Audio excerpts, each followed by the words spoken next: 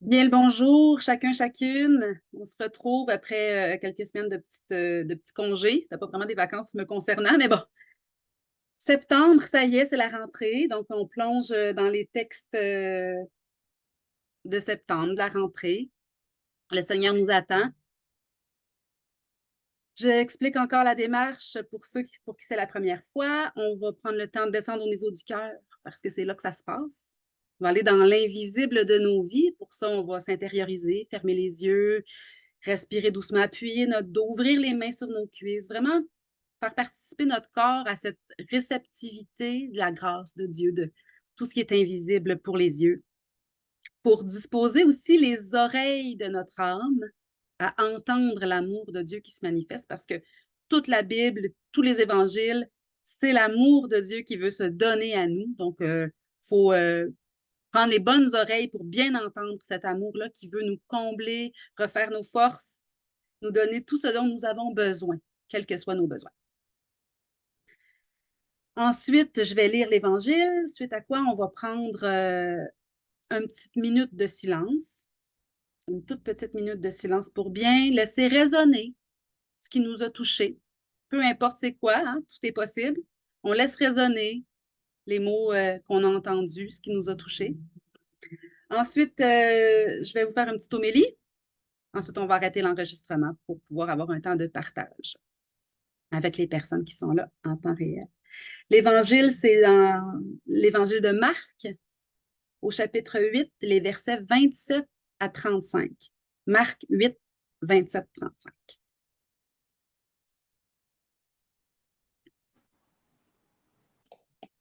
Au nom du Père, du Fils et du Saint-Esprit. Amen. Oui, toi, le souffle de vie, Esprit de Dieu, nous inspirons, nous expirons en toi, sois notre souffle de vie. Nous voulons inspirer ta présence pour être inspirés. Viens en nous, Esprit de Dieu, que nous ayons les pensées de Dieu, que nous puissions être en communion en toi, Esprit Saint. Que oui, ta présence qui circule entre le Père et le Fils circule en nous pour que nous fassions un avec Dieu. Nous voulons accueillir la présence de Dieu qui est en nous et nous plonger dans la présence de Dieu qui nous accueille. Esprit de Dieu, toi la lumière divine, éclaire notre esprit, notre intelligence, que nous puissions comprendre l'amour de Dieu qui se donne.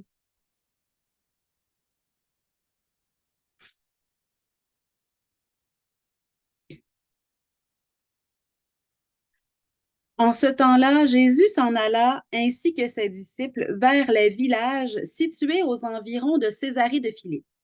Chemin faisant, il interrogeait ses disciples. Au dire des gens, qui suis-je?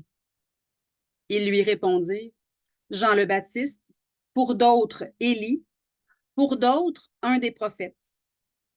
Et lui les interrogeait. Et vous, que dites-vous? Pour vous, qui suis-je?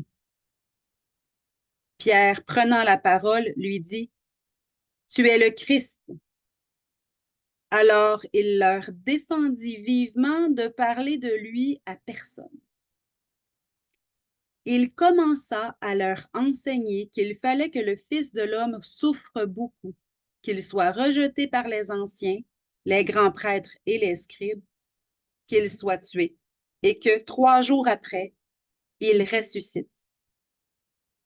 Jésus disait cette parole ouvertement. Pierre, le prenant à part, se mit à lui faire de vifs reproches.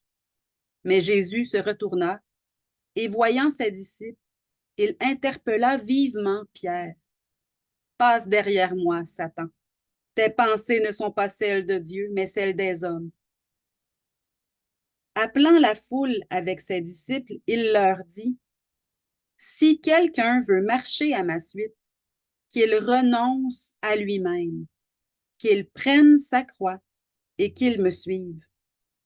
Car celui qui veut sauver sa vie la perdra, mais celui qui perdra sa vie à cause de moi et de l'Évangile la sauvera.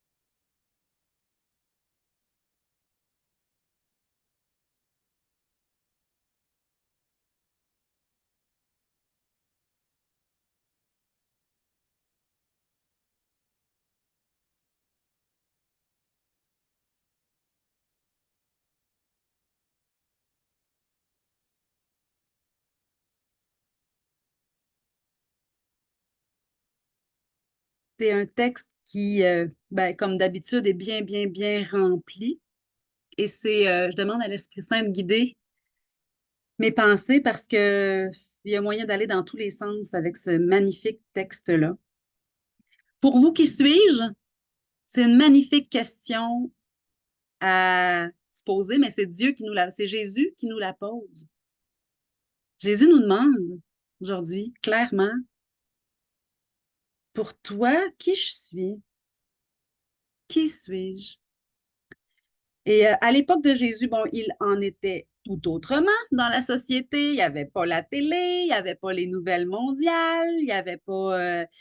Et la religion, le judaïsme, les Juifs, était une religion importante qui datait d'Abraham. On croyait qu'on avait les anciens, les scribes et tous ceux-là là, qui sont nommés, les anciens, les grands prêtres et les scribes partageaient le message que la seule vraie religion, c'était le judaïsme. C'était le fait de croire en un Dieu unique qui est comme un père. Ça a du bon, c'est quand même vrai. Sauf au fil des siècles, il y a eu des lois qui se sont rajoutées à ça, puis c'est devenu insensé. C'est, ça s'est compliqué à cause de l'homme, à cause de l'humain. Il y avait de moins en moins, c'est toujours de plus en plus dilué. Puis c'est comme ça dans chacune de nos vies, là, puis dans l'histoire de l'humanité au complet. Il faut se recentrer sur Dieu parce que c'est facile de diluer. Tu sais, on le sait, quand on vit un moment fort, il y en a parmi ceux qui sont là en ce moment qui ont vécu des retraites dernièrement. Mais il y a moyen, après, dans le quotidien, de diluer ça, puis c'est difficile de cultiver la grâce, de rester branché, puis de rester dans la grâce. Mais c'est possible. Mais il faut se donner des moyens, puis bon, c'est pas toujours évident, mais les Zooms du vendredi matin est un bon moyen, sont un bon moyen. Donc, le Christ, c'était, pour le judaïsme, le Messie attendu, un roi humain. Ils attendaient un roi libérateur qui les libérerait des Romains. Ils attendaient un homme qui serait comme un chef pour que le monde entier comprenne que le judaïsme est la bonne façon de vivre. C'était ça le, c'était ça le message. On attendait un Messie, un Christ, c'est ça que ça veut dire, là, un, un roi sauveur humain. C'est pour ça que Pierre répond, tu es le Christ. C'est pour ça que les chrétiens, ce sont ceux qui croient que Jésus était le Messie attendu. Les Juifs qui sont encore juifs aujourd'hui attendent encore le Messie. attendent encore ce roi sauveur qui va libérer de l'esclavage, de tout ce qui est politique et autres. Ils les attendaient, un guerrier, un homme avec des armes, puis avec un discours, puis avec une armée, puis ils attendaient ça. C'est ça qu'ils attendaient. Et c'est Jésus qui est arrivé. Et là, il commence à le... Il est d'accord avec Pierre, oui, je suis le Christ. Il commença à leur expliquer qu'ils devaient souffrir, être rejetés par les anciens, les scribes et les grands prêtres. Il essaye de commencer à expliquer que je suis celui que vous attendez, mais je ne suis pas comme ce que vous attendez. Et dans nos vies, c'est pareil. On a des attentes envers Dieu, envers notre vie aussi, envers nous-mêmes. Et la grâce de Dieu se présente autrement que ce qu'on pense. Assez souvent. Assez souvent. C'est normal, nos pensées ne sont pas celles de Dieu. Il est dit arrière, Satan. Il s'adresse à Pierre, c'est le premier pape, c'est l'homme en qui il avait confiance, il a confié son Église, les portes du ciel à Saint-Pierre. Il a confié, nous, le troupeau de Dieu. Pourtant, il s'est adressé. Est-ce qu'on dit qu'il s'adresse à lui? Se retournant, voyant il interpella vivement Pierre, passe derrière moi, Satan. On est capable d'être dans le champ complètement. C'est ça que ça veut dire, puis c'est normal. Il faut arrêter de se scandaliser avec ça, puis se ramener. Ouais, OK. Se remettre en question, souvent accepter. C'est ça l'humilité. C'est ça l'humilité, de dire, c'est pas de se considérer inférieur aux autres, hein, l'humilité en passant. L'humilité, c'est juste l'humilité, c'est la vérité. Puis de savoir se remettre en question, quelle est la vérité dans ça? Elle vient pas nécessairement que de moi. Assurément, assurément. Mon Dieu, c'est quoi la vérité là-dedans? Parce que je peux être dans l'erreur autant que Pierre, sinon plus, là, dans mes pensées.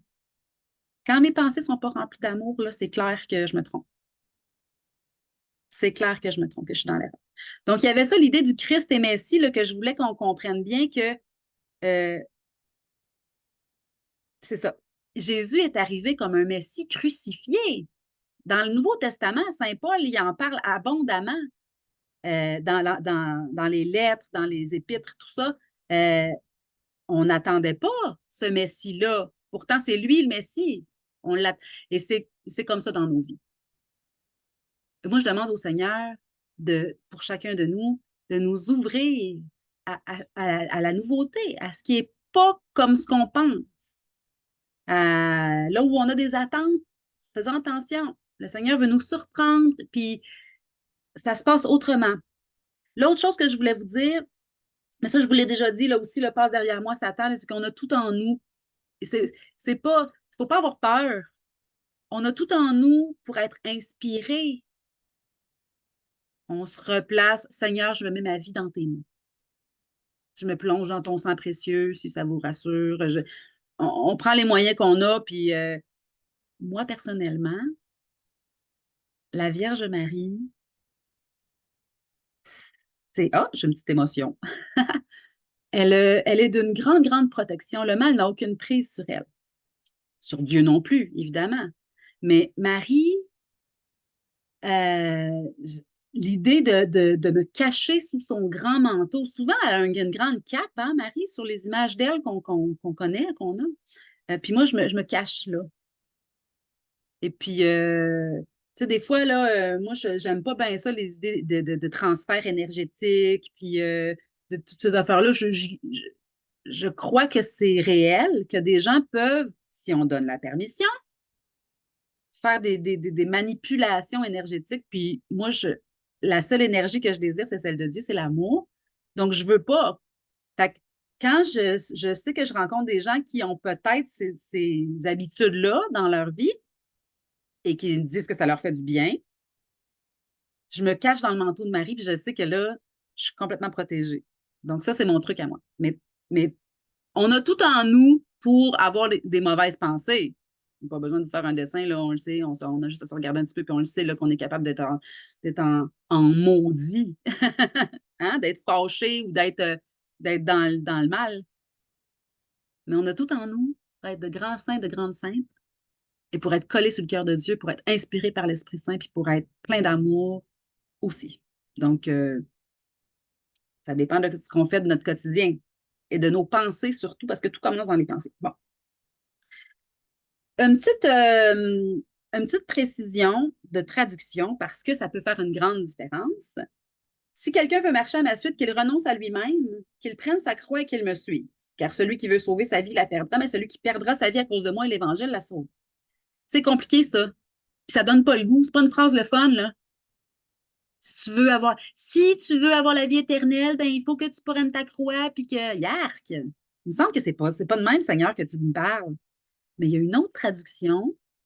Si quelqu'un veut marcher à ma suite, qu'il renonce à lui-même et qu'il me suive, qu'il prenne sa croix et qu'il me suive, car celui qui veut sauver sa vie la perdra, mais celui qui refuse de s'y attacher en ce monde la sauvera.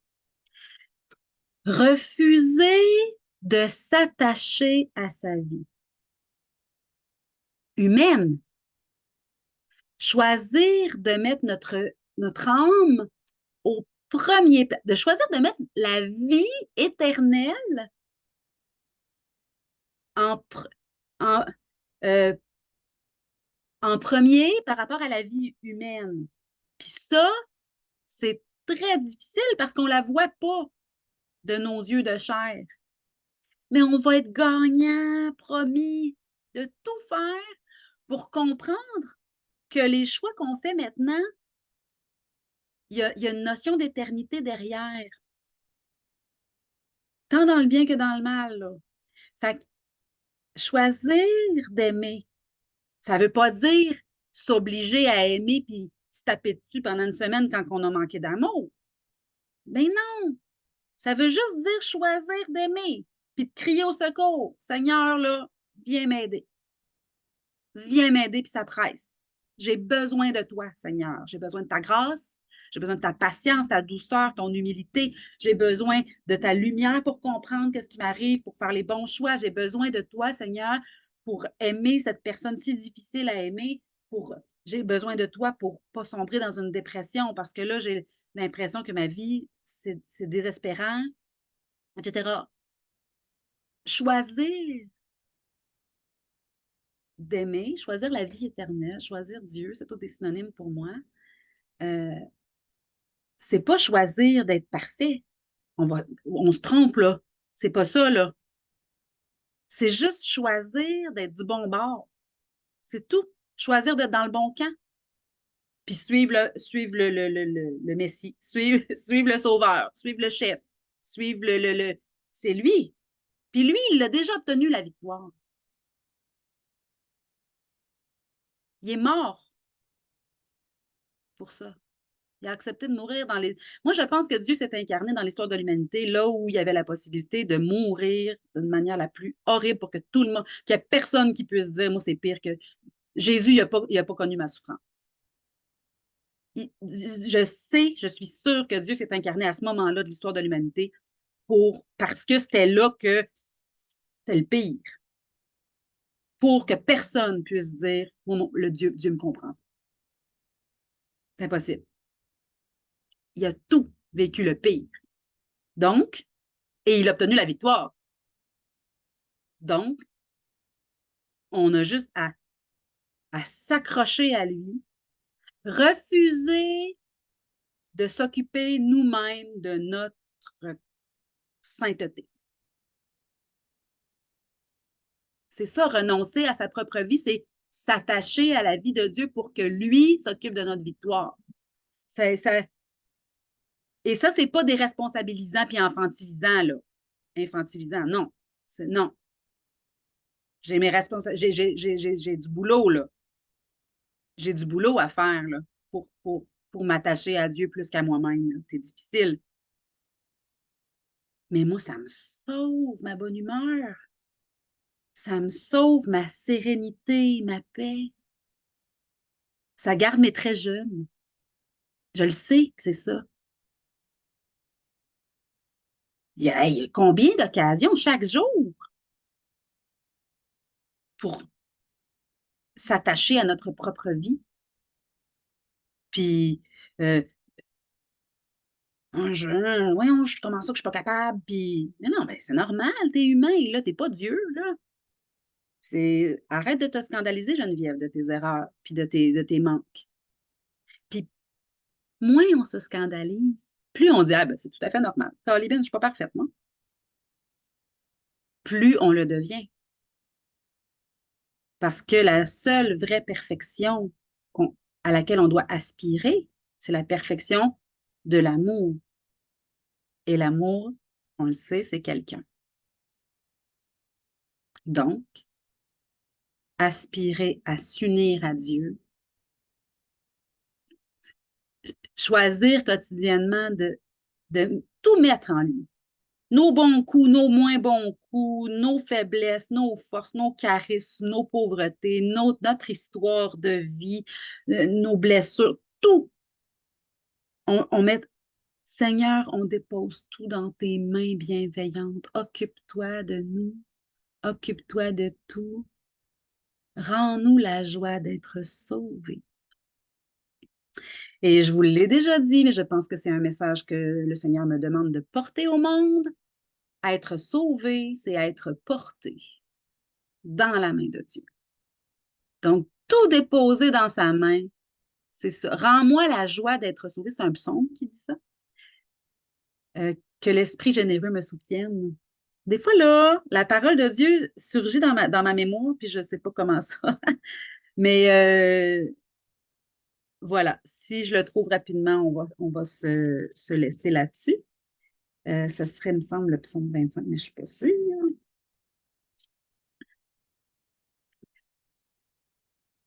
Voilà.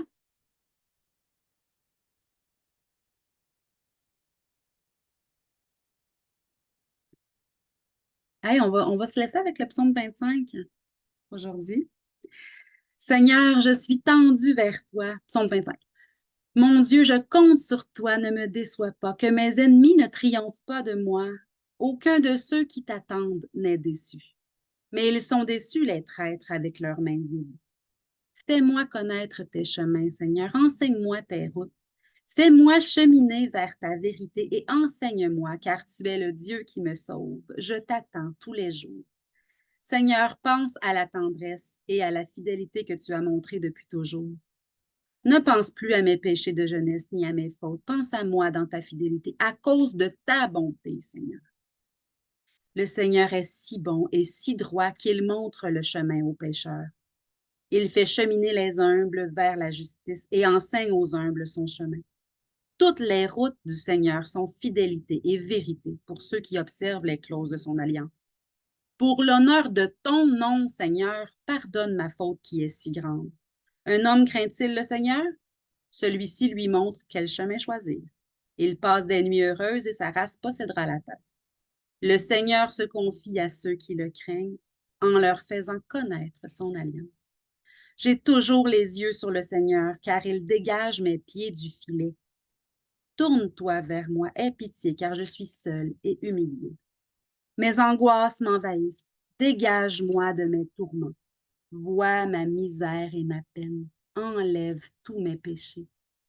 Vois mes ennemis si nombreux, leur haine et leur violence. Garde-moi en vie et délivre-moi. J'ai fait de toi mon refuge, ne me déçois pas. Intégrité et droiture me préservent, car je t'attends.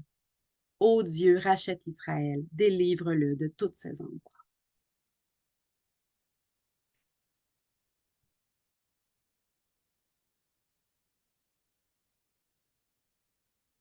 J'ai le goût de continuer de lire parce que je pense que c'est peut-être dans le psaume 26, Rends moi la joie d'être sauvé, mais là, on n'ira pas plus loin. Déjà que je vous ai pris beaucoup de votre temps. Je vous aime, je vous embrasse, je demande au Seigneur de nous bénir abondamment, de bénir tous ceux qu'on aime, nos familles, nos proches, nos collègues. Bénis notre monde, Seigneur. Bénis notre pays, notre province, tous ces soucis dans le système de santé, dans le système de l'éducation.